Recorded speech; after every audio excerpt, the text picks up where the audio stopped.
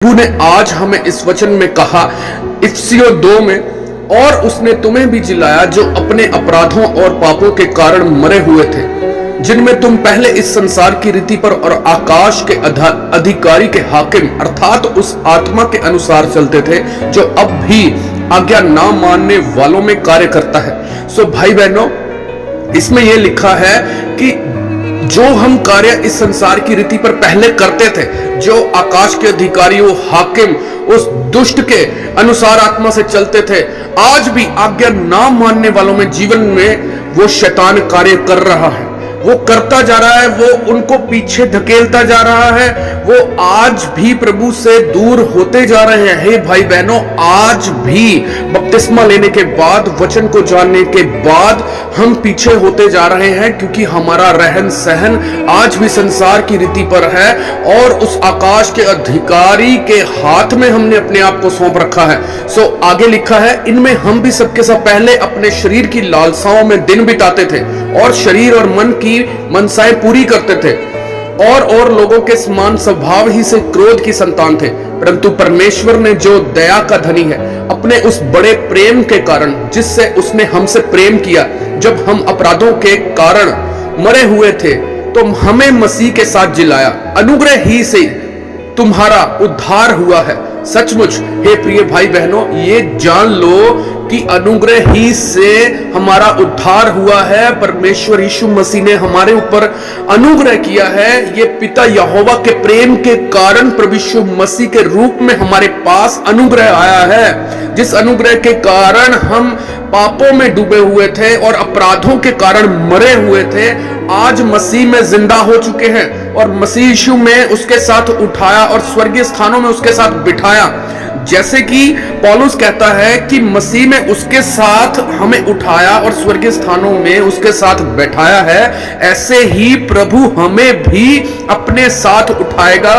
और स्वर्गीय स्थानों में अपने साथ बैठाएगा। हमारा विश्वास प्रभु में होना चाहिए, प्रभु के कार्यों में होना चाहिए। जो प्रभु ने हमें इंस्ट्रक्शंस दी है, उन्हें फॉलो करके ही हम वो स्थान हासिल कर सकते हैं कि वह अपनी उस कृपा से जो मसीह यीशु में हम पर है, आने वाले समयों में अपने अनुग्रह का असीम धन दिखाए,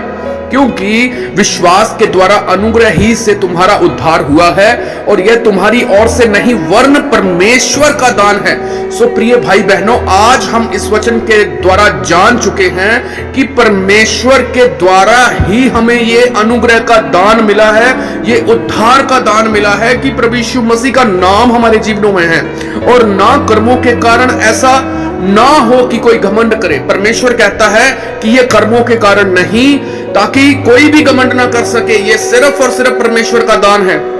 क्योंकि हम उसके बनाए हुए हैं और मसीह यीशु में उन भले कामों के लिए सृजे गए हैं। सो हमारे भाई बहनों, आज का वचन हमें यह सिखाता है कि उसके द्वारा हम बनाए गए और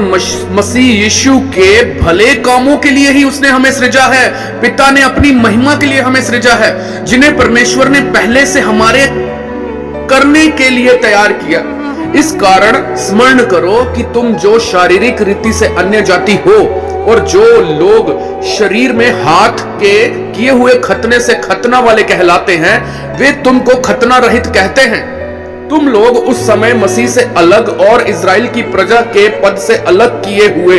और प्रतिज्ञा की वाचाओं के भागी ना थे और आशाहीन और जगत में ईश्वर रहित थे। पर अब तो मसीह यीशु में तुम जो पहले दूर थे, मसीह के लहू के द्वारा निकट हो गए हो, क्योंकि वही हमारा मेल है जिसने दोनों को एक कर लिया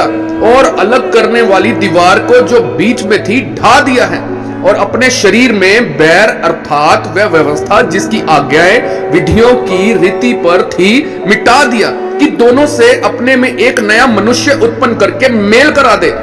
और क्रूस पर बैर को नाश करके इसके द्वारा दानों को एक देह बनाकर परमेश्वर से मिलाए। और उसने आकर तुम्हें जो दूर थे और उन्हें जो निकट थे, दोनों को मेल मिलाप का सुसमाचार सुनाया,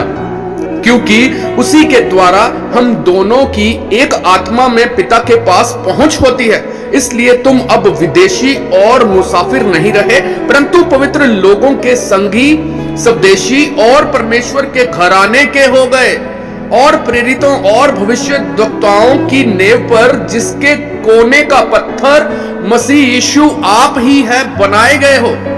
जिसमें सारी रचना एक साथ मिलकर प्रभु में एक पवित्र मंदिर बनती जाती है, जिसमें तुम भी आत्मा के द्वारा परमेश्वर का निवास स्थान होने के लिए एक साथ बनाए जाते हो। हालेलुया।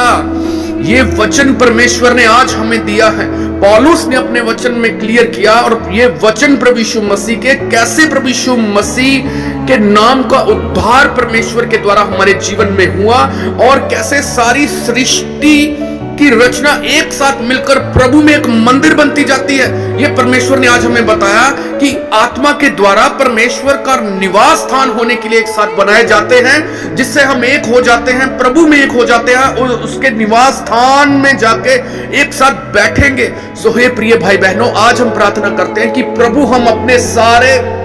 गलत कामों को, हम वो अपने इरादों को जो इस संसार की रीति के साथ करते थे, आज ही हे सर्वशक्तिमान परमेश्वर, आज प्रभु यीशु मसीह के नाम से वो संसार की रीति पर चलने वाले हम हर एक काम को, अपनी सोच को, मन को बदलते हैं और प्रभु यीशु मसीह के बताए हुए रास्ते पे चलते हैं, ताकि हम जो हमारे ऊपर अनुग्रह आपका हुआ है सर्वशक्तिमान परमेश्वर, वो हमारे जीवन में बढ़ता जाए और हम स्वर्गीय स्थानों में आपके साथ बैठे, घूमे फिरे। प्रभु यीशु मसीह के सामर्थ्य नाम में हमारा वो स्थान प्रभु के साथ बैठाए जाने वाला सुरक्षित रहे। प्रभु यीशु मसीह के साथ हम बैठे, खाएं, पिए, प्रभु यीशु मसीह के सामर्थ्य नाम में हम पिता की महिमा में हमेशा पिता के साथ, पिता के घर में रहे, प्रभु यीशु मसीह के सामर्थ्य नाम में। आमीन, आमीन। Hallelujah, hallelujah, hallelujah.